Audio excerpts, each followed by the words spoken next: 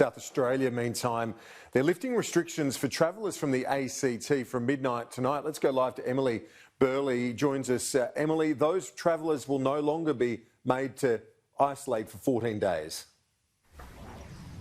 That's right. South Australia closed its border to all domestic travellers in March, requiring anyone who entered the state to undergo that quarantine period. Those restrictions have already been eased for a number of states, except for New South Wales and the ACT, and of course Victoria, where the hard border is in place. Now, officials had previously been reluctant to allow ACT travellers back into South Australia, despite a number of weeks with no new cases there, and that is because of the ease of transport between the ACT and New South Wales. But they have now come to this decision. As we heard, from midnight tonight, that restriction will be lifted. But police say they will be monitoring arrivals very closely to make sure people aren't travelling from New South Wales via the capital.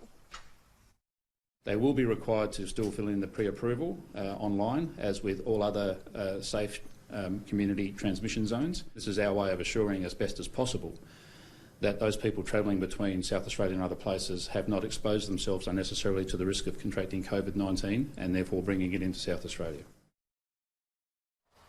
Now, anyone found lying on that declaration will face a $1,000 fine and potentially prosecution. Now, a number of people were expecting today the announcement of the border to open to New South Wales as well, but that hasn't happened. Officials say they're just not comfortable yet with the situation there. They are waiting for 14 days of no community transmission within New South Wales before lifting that border.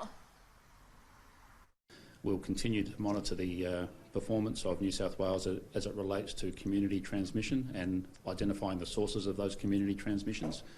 Ideally, we'll be looking for a 14-day period with no community transmission in New South Wales, which would give us the comfort to make a move to remove that 14-day quarantine. Now, as for when that might happen, it could be as soon as in 10 days. Officials say the last cases of concern in New South Wales were 3 to 4 days ago.